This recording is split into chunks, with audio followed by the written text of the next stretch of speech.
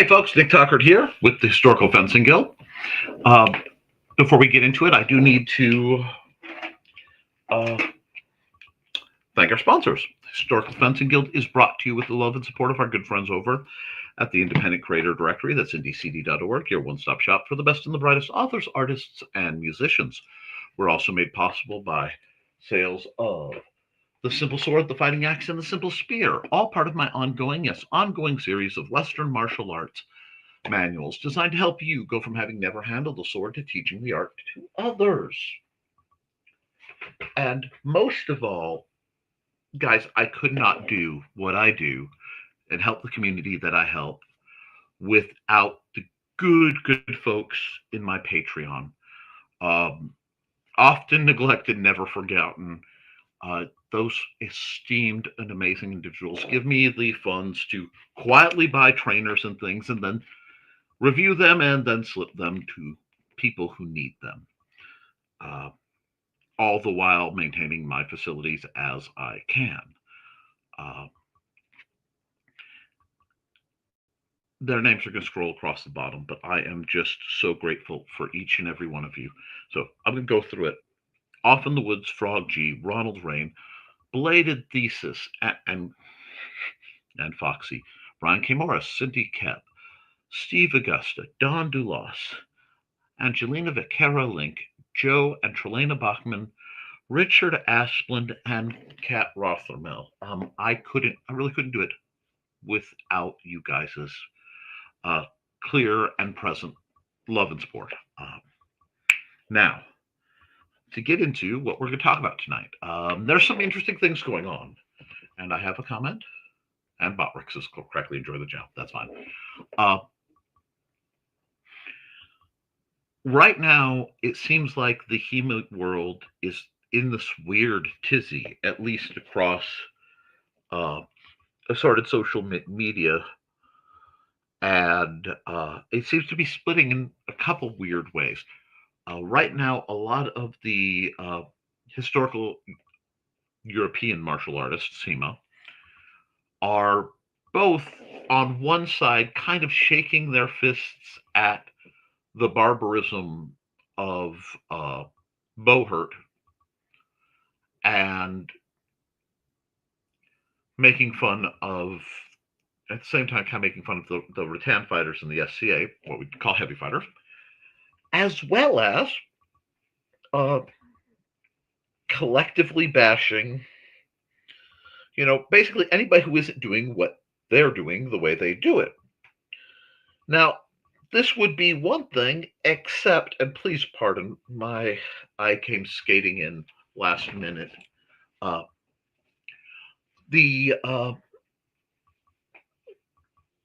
Their groups keep having severe injuries, and I keep seeing it. So I want to further go into this because until I see the injuries stop, I'm going to keep talking about it.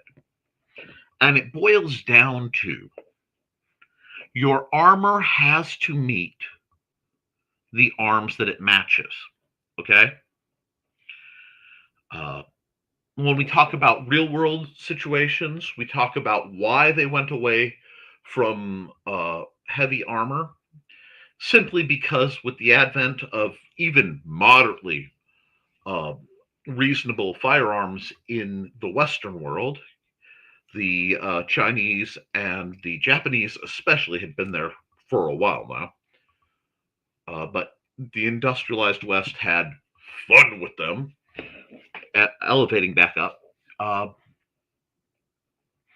Armor ceased to be an effective counter to projectile weaponry. And all it took was a few knights getting blown off their horses for the elite to shift over real fast. Now, a great many of the weapons were designed for that meta, that environment. And they too rapidly went the way of the dinosaur. Many of your extremely heavier power, weapons, your great swords, your mauls, your heavier pole arms, simply poofed in favor of much lighter weaponry because it fit what we were fighting as a species. And this is where we get some, again, the interesting, in cultures where bulky steel armor never became quite the norm, and leather, or even like studded leather, and just basically cloth, gambesons by themselves, things like that, uh, were the norm. Swords tended to evolve to be more curved because these materials all respond better to slicing. And a curved sword is functionally easier to draw. A straight sword is a little more difficult. They're both drawable, you just have to understand the body mechanics as you go. However, they had to match. So in areas where you saw heavy armor, you saw what I would consider true piercing weapons. The bill hooks, things like that. Concussive smashing weapons where your goal was not to, through an initial blow, usually kill the opponent in armor.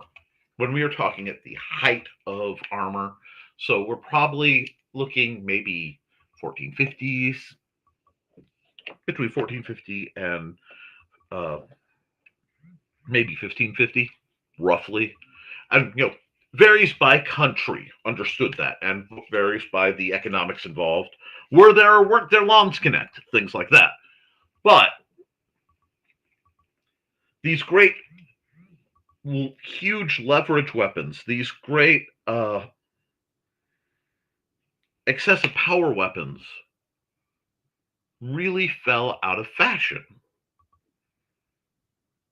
Ironically, spear is eternal. Spear is good, spear is stick is good. This is important hairless monkey stuff. And I know I'm making fun of it, but when you start looking at the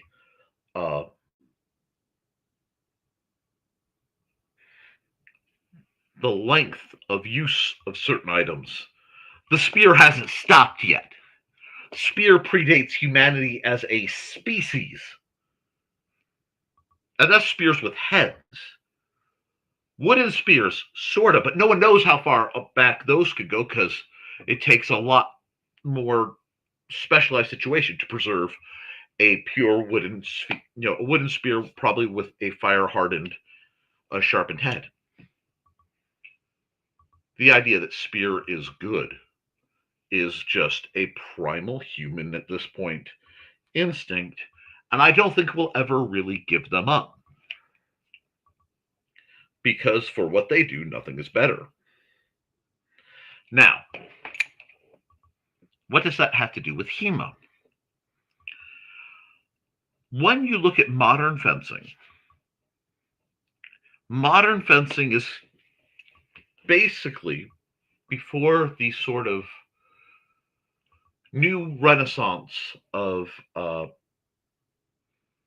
modern historical recreation groups, like the SCA, like HEMA, like the different LARPs, ARMA, things like that. The weapons were based around the 3 Olympic style weapons, being small sword, gall, being foil, epee, and saber. And these are all, by the point of relatively modern time, in America and in most of the Western world, the weapons were piercing based. They were very light. They evolved to be very fast because it's a point-based game. The faster You go when defense becomes a different mentality, and speed is what's going to speed and form are what are going to protect you, not necessarily strength, due to the floppiness of the weapons and leverage and things like that. The hazard, the chief hazard, and for a very long time the chief hazard, was impalement by a broken blade. And that's still a hazard in certain groups, including the Society for Creative Anachronism. But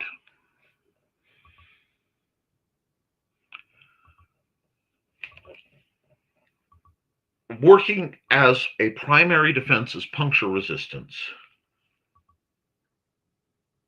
does not give impact resistance. And what a lot of modern fencing jackets, and certainly SCA fencing standards that I have seen, are layers of trigger, usually 4 layers of trigger.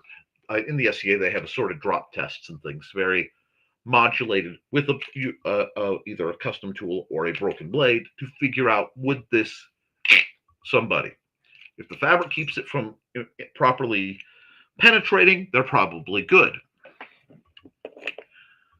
That's good, but they needed hard for the throat, and they needed hard for the groin because, yes, plus a fencing mask, and to keep the underside of the palate and all this, so you don't end up like Timothy Dalton in Hot Fuzz.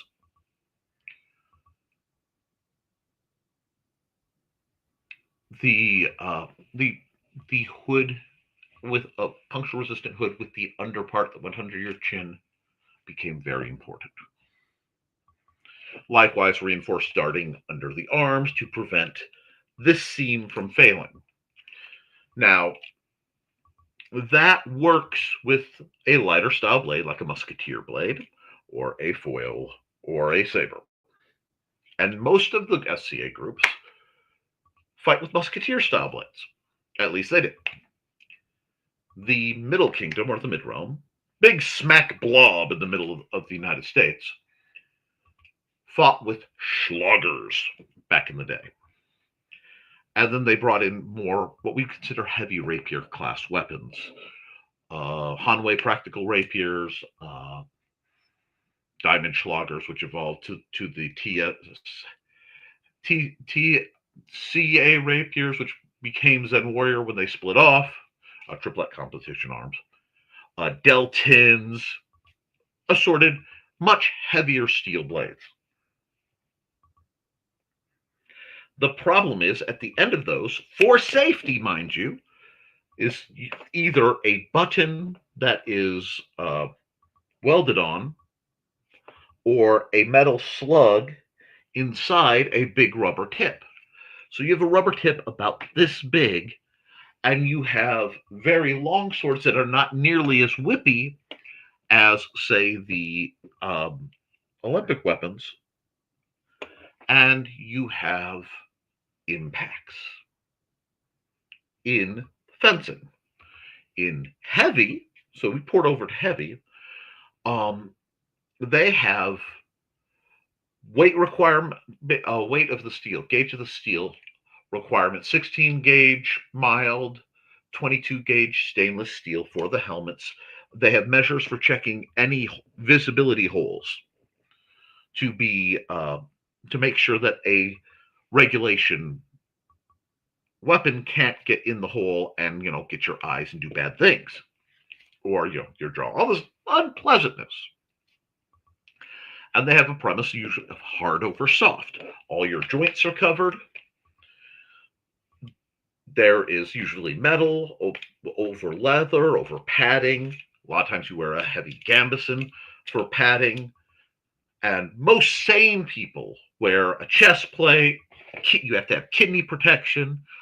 You have to have groin protection, because not anything that could rupture from impact, because they're essentially swinging baseball bats at each other. It is more elegant than that. It is a more refined study than that, but the physics are fairly understandable. Okay? Rattan's an interesting substance. They pick it because, one, it's relatively cheap, and two, rattan, unlike wood, when it breaks down, rattan is essentially a reed. It is take bamboo and make it solid all the way through. Many of you have seen rattan used in furniture or basket weaving and things like that. But well, I'll say the minimum is 1.25 inches or something like that. I have rattan swords. I have rattan glaives. I have rattan other things that aren't here right now, but we can discuss it. The chief safety feature of rattan is as it gets damaged, it pulps instead of splintering. So if it gets weak after repeated blows, and they do, it becomes kind of mushy. Now, they have different rules for how much of what type of padding is on the end, and you have to authorize specially to use thrusts. So you have gorgets, you have breastplate of some sort, pauldrons, so shoulders, elbows, hands. If you are smart, you are fighting in full gaunts. I love fingerless gloves, do not get me wrong.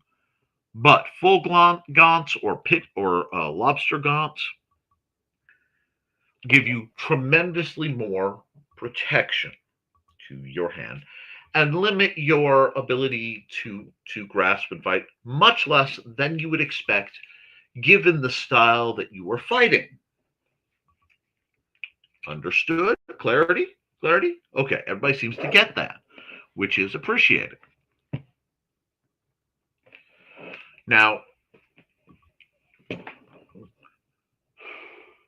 this is balanced. You would not use rattan fighting techniques on fencing armor as is. That would be stupid because you'd crack somebody's ribs or break their collarbone or other intent, hinge elbows going, hinge joints going any other angle than what they're supposed to, kind of thing. Bad berries. So what you have is the conventions, the rules of the arms and the conventions of the armor are all kind of synced up. There are calibration rules in SCA. They have concept of light where they are by their armor going to say that blow was not hard enough to have damaged my armor and or wounded me. I'm not a big fan on that. I'm a firm believer in the fencing approach. If I feel it, that's good.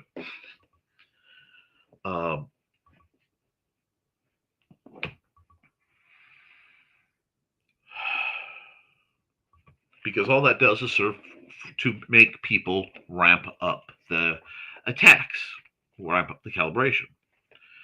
Now, I've looked at a lot of HEMA, and I see a lot of wonderful studies of the historical European martial arts. But there is a decided lack of calibration training proportionate to what at least we did when I was in the SCA, and certainly what we do in the HFG. Calibration is one of the most important things because for me, it is more important for you to be safe than be good. I can teach you to be good if you are safe. I can't do anything with you if you are not safe other than correct you and make you go through more drills and essentially calibration training and conditioning to be safe. And I hope that makes sense. It is a matter of varied priorities. I have no wiggle room for ego where safety is concerned. We have to be safe, which is why I'm constantly reviewing different types of weapon.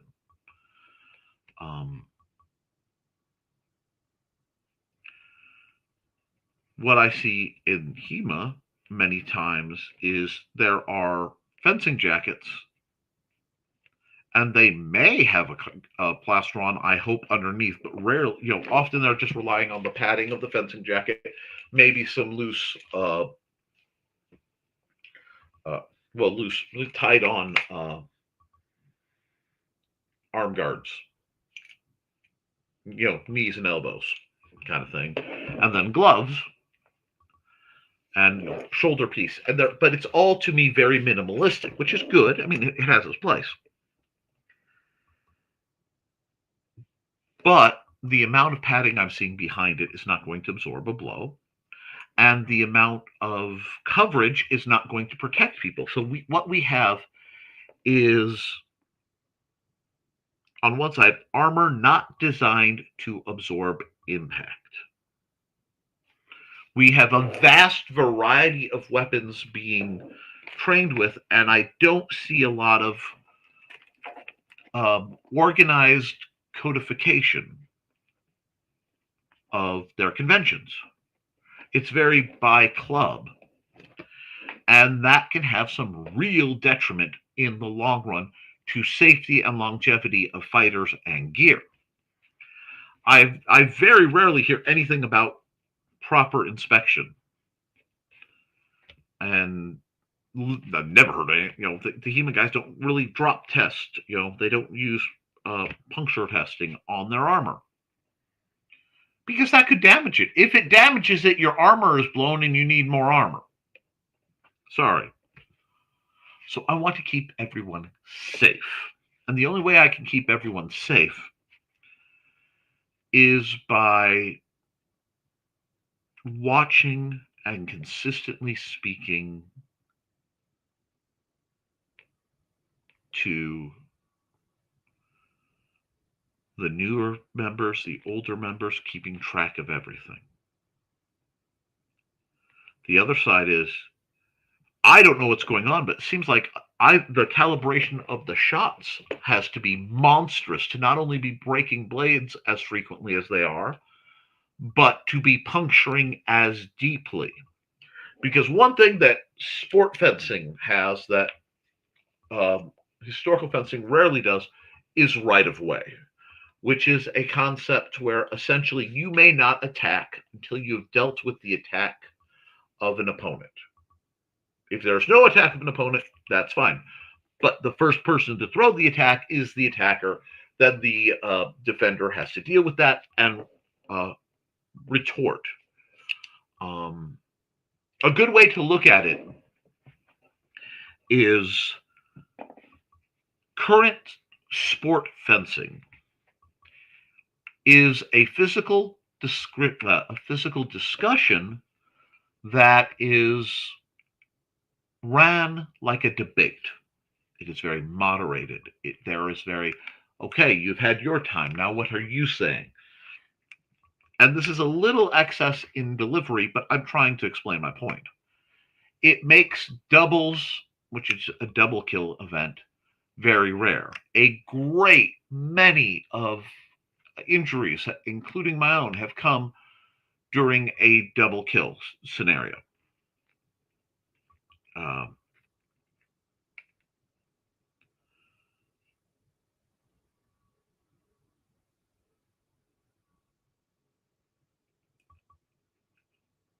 And the worst part of a double is the compounding of the physics. Because if somebody is stationary, or relatively stationary, we're not going to get too far, because I'm not going to get into algebra and formulas and all that. I just don't have time for it. To strike, it would be, you have force. One, bam. So many newtons coming in. The problem is when two forces are coming at the same time, and neither yields and redirects enough to negate either side of the attack. Now you have a doubling. Basically, it's F1 plus F2. Yeah. Hitting each other. That's a lot of force coming on either party. If we assume that they are relatively close, it's just simply a doubling effect. Sorry. Okay, that yawn got a hold of me.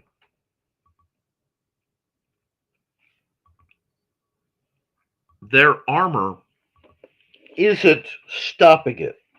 And modern fencing armor is not necessarily affecting things. Now, further are the tendencies of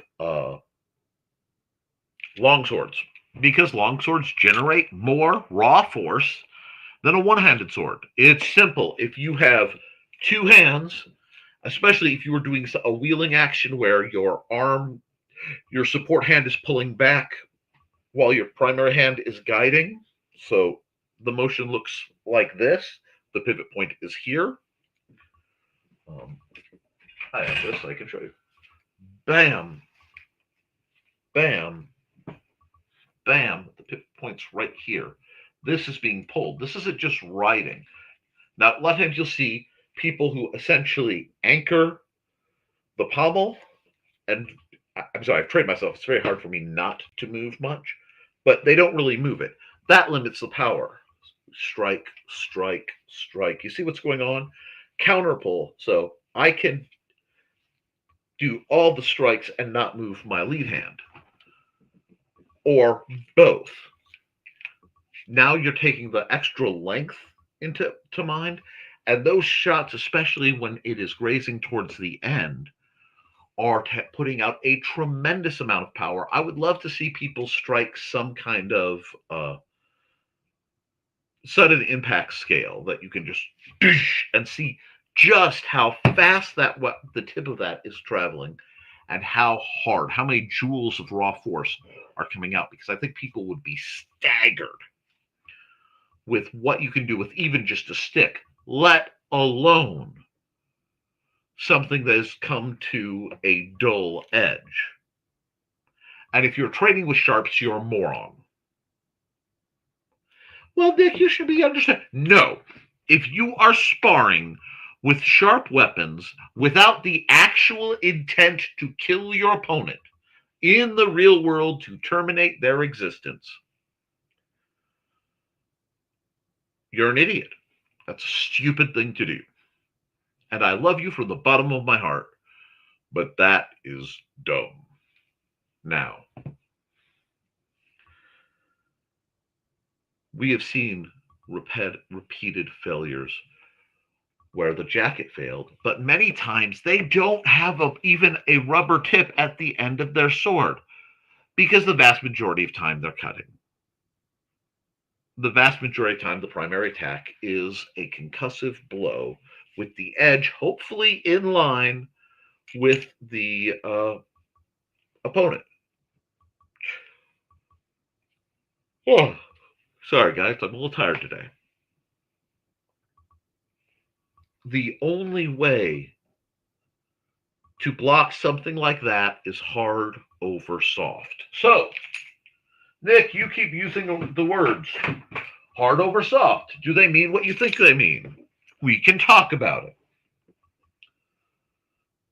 Because I really, and I know I'm harping on this, but it's about keeping people safe. So I'm going to do a little bit of basic whiteboard theory drawing. So give me just a second. New.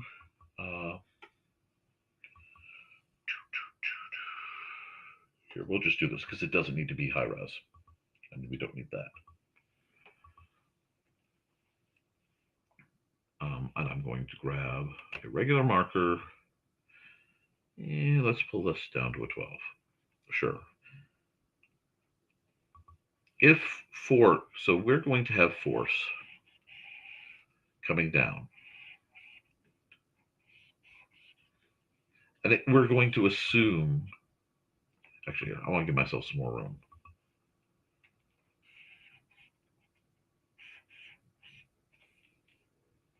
This is the same force. This is the same strike. Assuming there isn't armor, the impact on bearskin dings to possibly tears open a wound. Okay?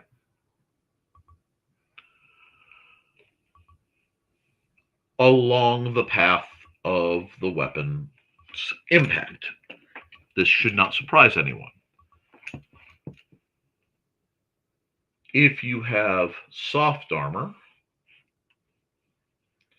so this is kind of spongy,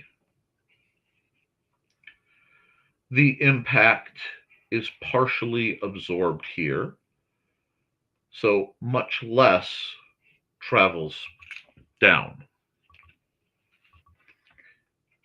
If you have hard armor, so we'll go none, pad, hard.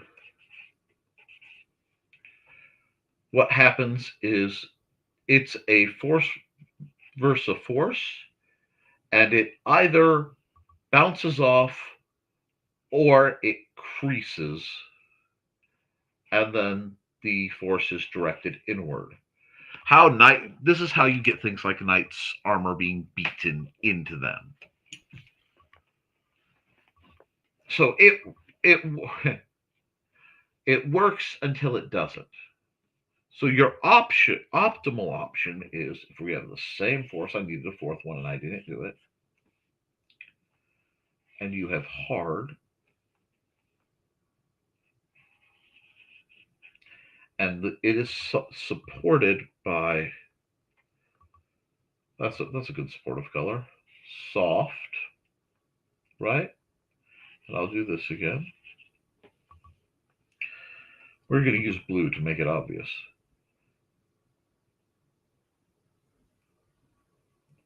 This optimally spreads the force out equally, and this absorbs the force roughly equally over the impact area before it can get to,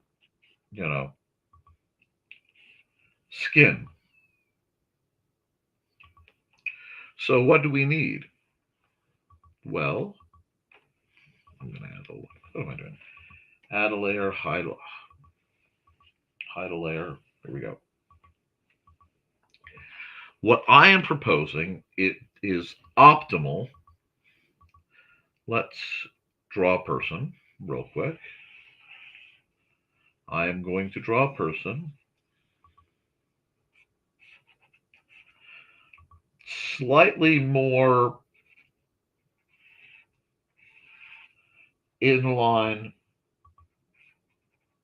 to perceived genetics.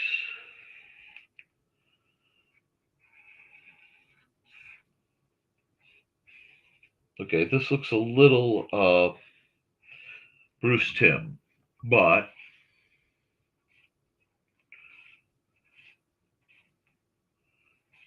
we're going to just do this.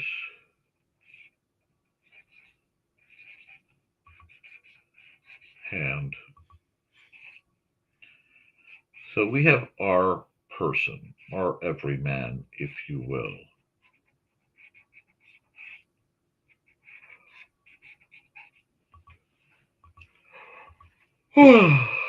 And we're going to put this from the side, shoulder,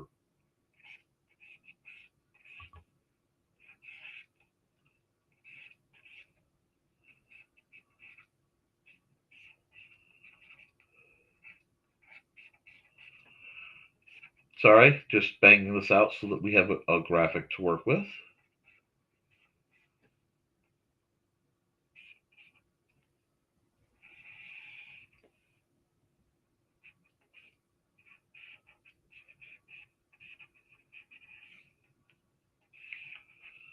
There we go.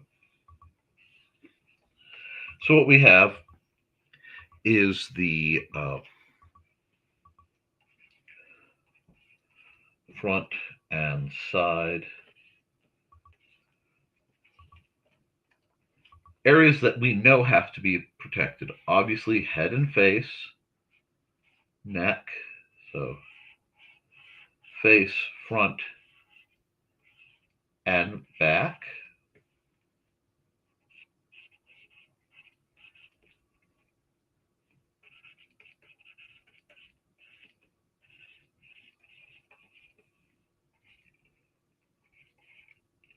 Oh, I started to write that backwards.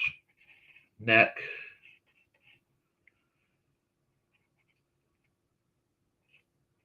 upper spine,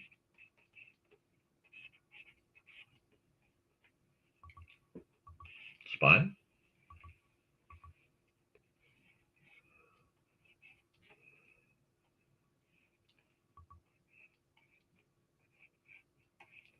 I'm just going to put a few of the other primary pieces here.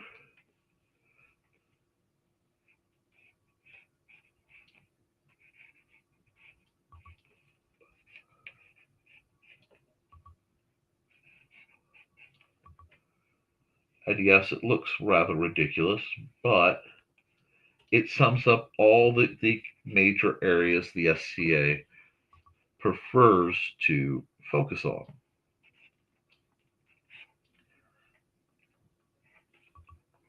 The placement of this, here, I'm going to get a different color.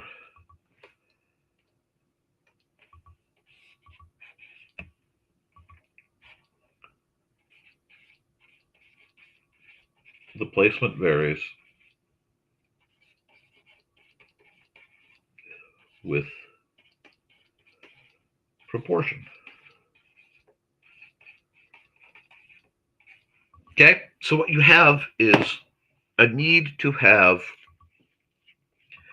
the kidneys covered, all the joints covered. I actually forgot. We need to talk about these. The knees have to have flared out to keep them covered. This is all the minimum SCA. And if we're going for SCA heavy, the back is included.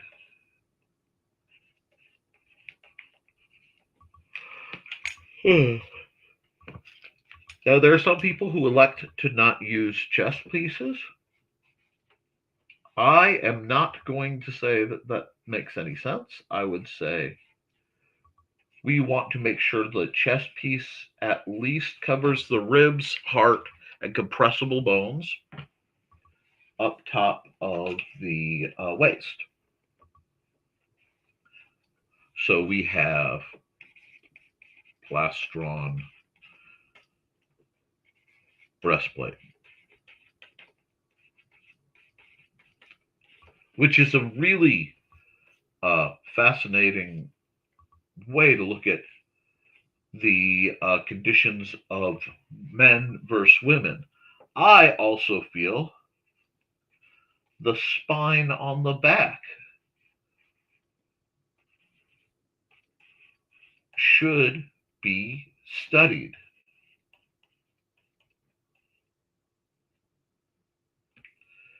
Okay, so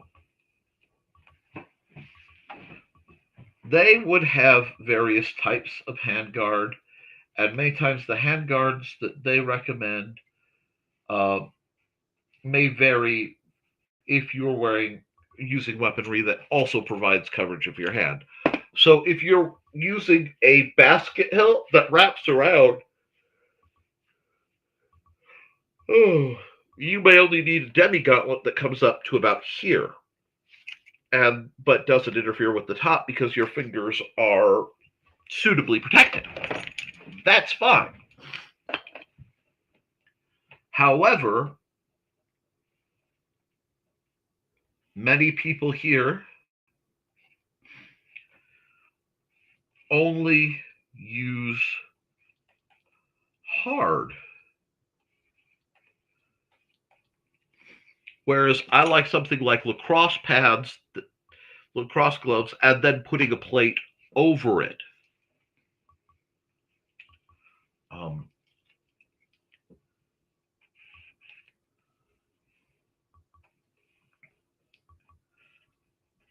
the fins off the side are what keep, or wings, keep the side of the knee protected. Want to bet that that's incredibly important? If you look at somebody who's a hemophile, one second, just one moment.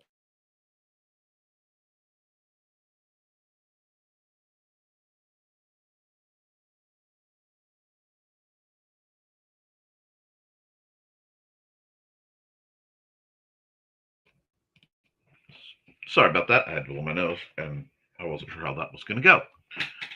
They keep the knees from being forced by a blow to bend ways they're not supposed to. Theoretically, your elbows should have similar fins. They're just a little harder to depict at the moment.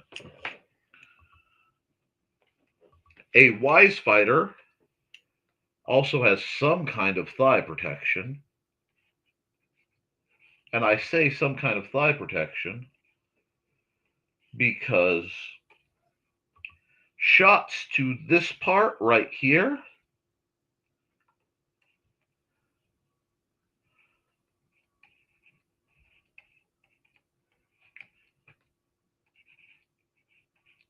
there are nerve clusters that really, really will ruin your day. And nobody needs that. Nobody wants that as how their fighting goes. Likewise, we could have shin protection for similar reasons and the relative fragility of those bones. And then greaves to keep the feet from being stomped on. Steel toe shoes may be your friends, but you also want the full steel tongue like they use in steel mills. Or you want to make sure your armor is overlapping that. But if we're going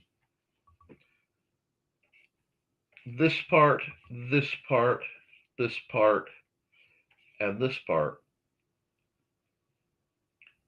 even the derriere, where getting your tailbone sucks, can and will result in devastation to the body that can last for long periods afterwards. Likewise, you may want to protect your forearm, your upper arms. Your forearms are often largely protected by a cuff from your armored component, or just really, really long, greaves that go, not greaves, bracers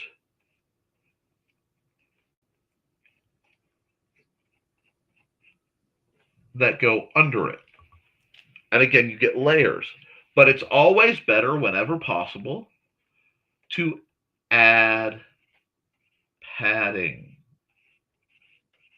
Make it comfortable, make it wearable, and make it something that you can do frequently for long periods of time, because you have to understand you're going to be taking a lot of hits. And one of the best ways to address that is by having proper fitted armor with proper coverage. I am not seeing that. And I think that's a big part of why we're having these continuing injuries come up. And I'm just so tired of seeing people get hurt.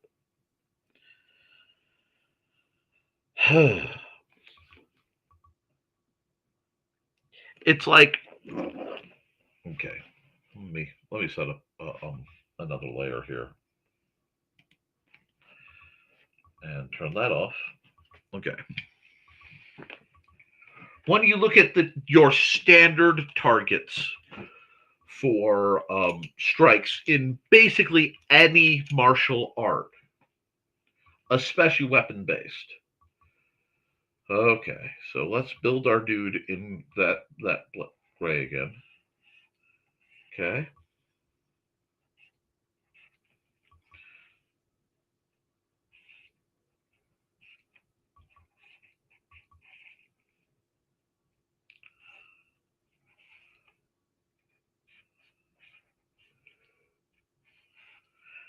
I'm sorry, I'm trying to bang through this, and I am both very tired and incredibly hungry because I kind of missed dinner doing errands ahead of the convention. And I'm going to get in trouble for it.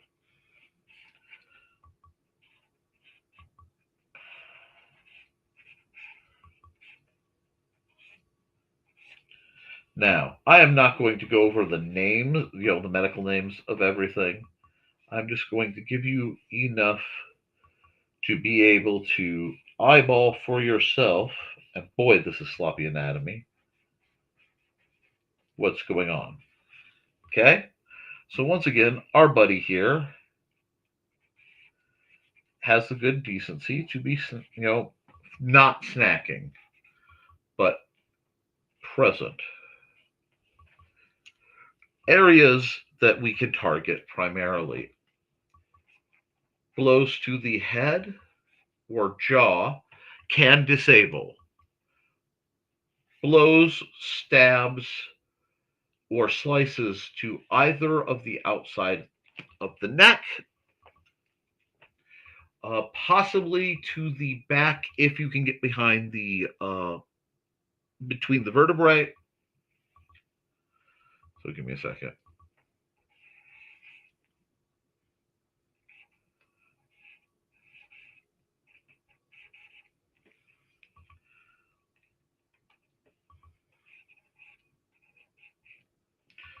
All these areas in the head are very dangerous. Protecting your head is vital. That's why just about every sport boxing thing and stances covers the head. Protect the face, protect the head, protect your ability to see, because blows to the face dramatically impair your ability to see. And if that happens, now you have problems. Other fatal areas: stabs or draw cuts to the armpit or groin. Um,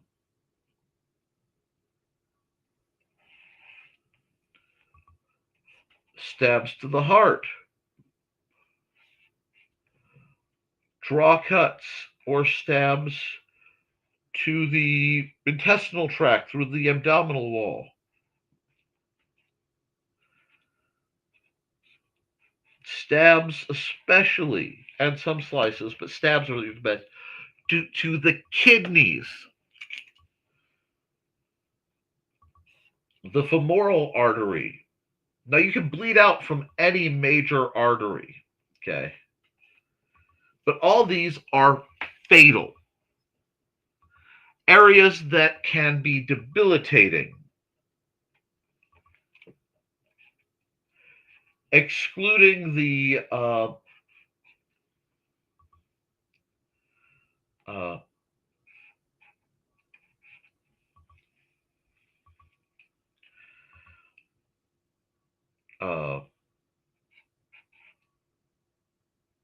messaging in a couple of the commercials. If you smash the foot by stomping on it or hitting it with a hammer or the edge of a blade, which is really a kind of dumb thing to do, but we'll just assume it happens, will greatly impair mobility of this leg. Okay? It is one of my favorite targets, excluding, of course, the dominant hand.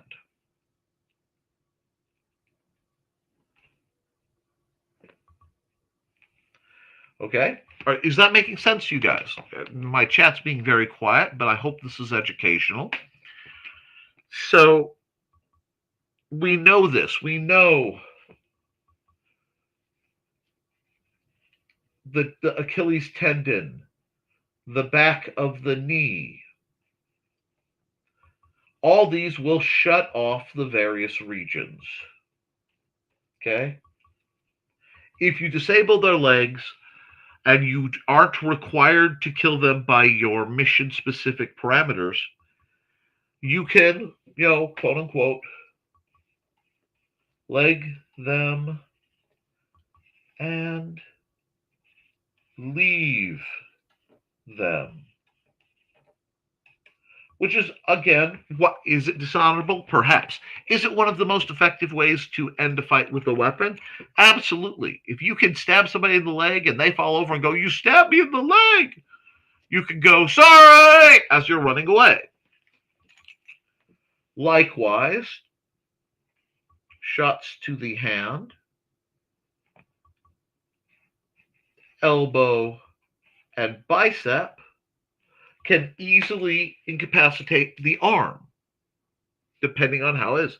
Even if it's not fully, but it will limit it enough that your opponent's going to, well, we're going to talk about that. We're going to talk about some things. But that can take out the arm. Understanding how to arm snipe, hold on. I want a different color for this.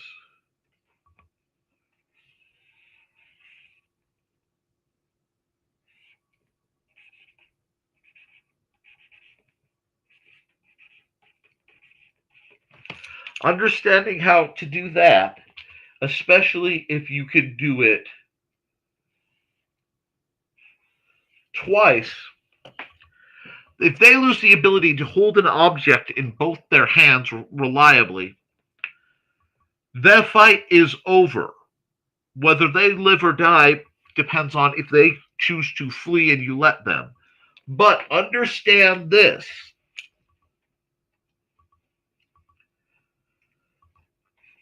Any wound starts a timer.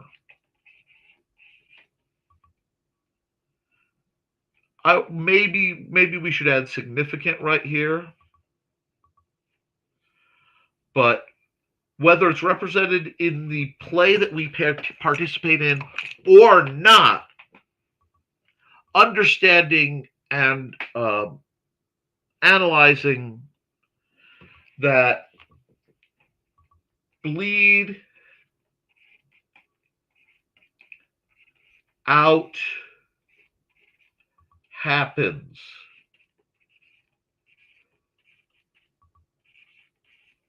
So sometimes fast. Yes, there are occurrences of somebody getting their arm cut off, and because of the constriction and the adrenaline and stuff, they keep fighting. There are occurrences of people having taken monstrous amounts of damage and still fighting. The problem is they are rare occurrences, not the norm. And while I love a good outlier, understanding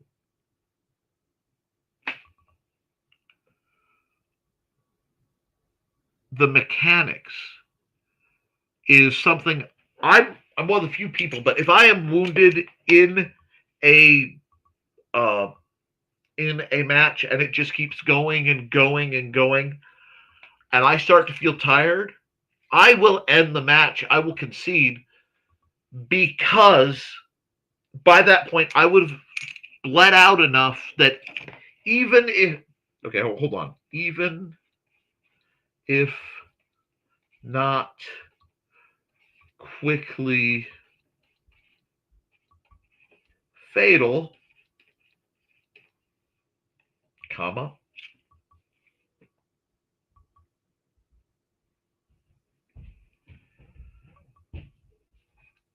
it impairs.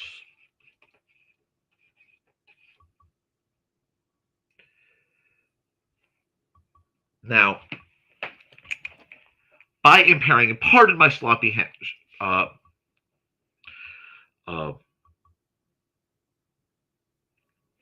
penmanship, it is absolute garbage today. My hand is just spazzing out. Several joints are not working, and I did not get my 8 o'clock meds, so I will be getting that shortly after the stream.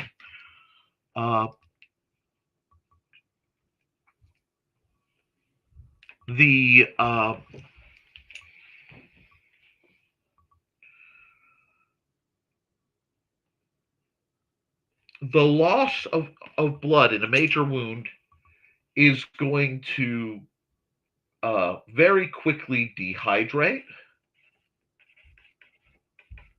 It's going to demoralize. oxygen deficiency to affected areas. It is bad berry stuff, and we need to keep this understood because we need to both understand the application and why, with all this going on, we want. Oh, see, I didn't even get. I'm sorry, I missed the lungs and which side is the liver on again? The liver as rapid debilitating to fatal shots. Sorry, I got going. But your breathing's going to be shallow. All this is going to turn you off mentally and physically.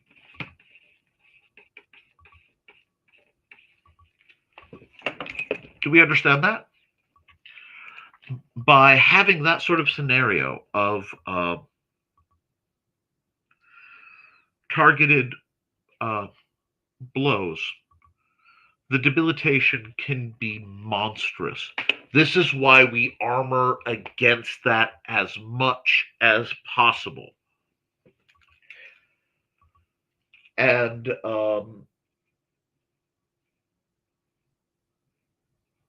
if we don't, all this can go wrong in a standard bout if the weapons allow for it. This is why. Okay, we're just gonna go here. This is why I've switched largely to the plastics. They do more concussive damage, but they are far, far less likely to do piercing damage, even on a break, when compared to something like a steel blade. They are lighter, so they don't bear quite the weight of rattan.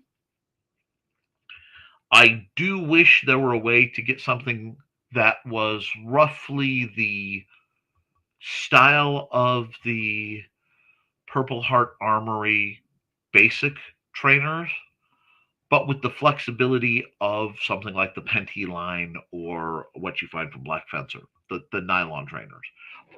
Actually, the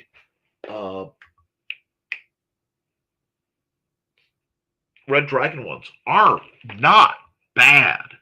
They're under discussed these days, but I really did like, and I really do continue to like the extruded nylon with the steel core weapons as valid and effective tools for what we do.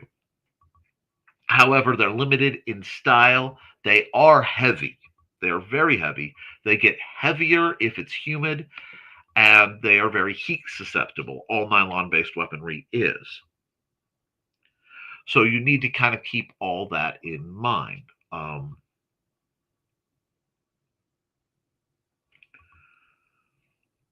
But what I want you guys personally to do is armor yourself above the standard they ask to the standard that you feel will keep you safest. I will always say armor. I'd rather have you be excessive as long as your mobility and heat, you needs to deal with the heat. Are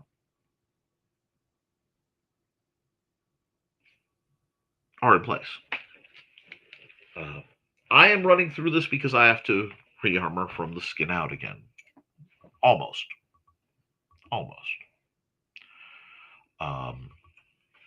Because during the move and during some other things that happened, a large part of my armor was infiltrated by mice who ruined it.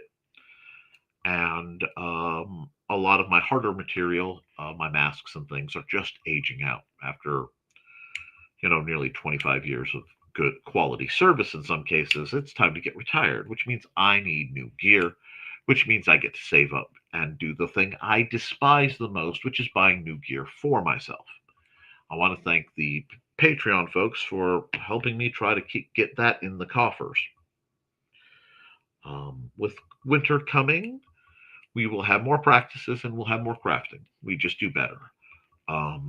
This year's edition of very necessary medications for me For the people who were like, why weren't you fighting? The combination of heat, and I have several what are considered heat death meds, made it very difficult and indeed dangerous at the kind of temperatures we had for me to fight. I also incurred, and I didn't talk about it a whole lot. I realize, especially on this program, there was an incident that culminated in several injuries, including the dislocation of both my ankles in June.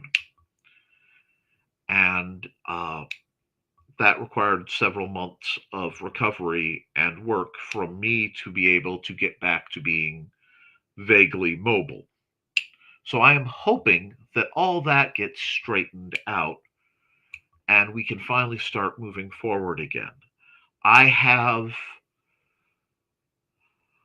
3 new students who desperately want to start fighting. So once I deal with the issues that came up because we went a couple months without hot water during all this,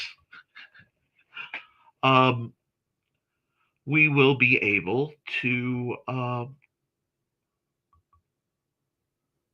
I'll be able to do what I love doing the most, which is teaching new students the basics of what we do in a safe and relatively inexpensive manner.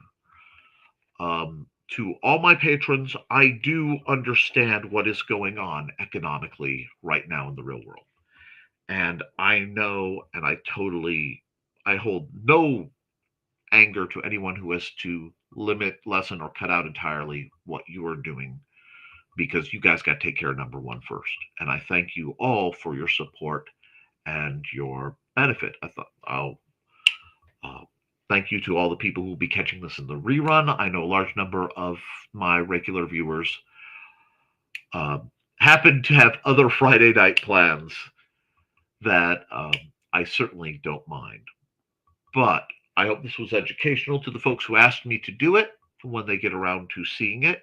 If you want me to go over more targeted strikes from a practical sense, I'll get into the anatomy and a bit on the edge of the ooky spooky. We can do that too. I have to be careful to keep within terms of service, but from a theoretical line, we can discuss a lot. There should, once I get through the next few weeks, be some crafting opportunities that I can record. There should be some new materials setting up, knock on plastic, because wood is out of reach. I do want to tell you there will not be a Historical Fencing Guild live stream next week, not because of the holiday of Halloween, but because I will not be available to be part of it, as my one of my major jobs is running booths at conventions, and I will be well and far away from my home. In other related news, if you're somebody who only cares to catch this, there may be further scheduling issues coming up as my internet service provider is closing. They aren't simply dropping me, they are going out of business. So I am in negotiations right now, and well, my lovely wife is in negotiations to find somebody before we get the 1 month notice. But that could happen at any day now. And frankly, they're not exactly staffed anymore for some of the more stressed maintenance things. So don't be surprised if there are more outages during thunderstorms and stuff, because if you're working for a company that's not going to exist in a month, you're not quite as likely to climb up the wobbly, wet silo tower thing to try to realign a satellite that got knocked asunder, a satellite dish that got knocked asunder. So Thank you to everybody who catches this. Thank you to everyone who is watching. And I will see you all very soon. So until then, guys, keep your guard up. Do your drills. Be kind to yourself and each other. And as always, thank you for supporting your local swordmaster. I will be back around, well, let's see. I may be back November 6th. I say May because the 7th is my wedding anniversary. And our normal November schedule got all kinds of dorked up with the convention we regularly work getting moved ahead. So I'm going to be a little talk to the wife, touch and go on that. But guys, keep smiling. It will get better. And keep doing your drills in case it doesn't. I love you and you should too. Toodles, folks.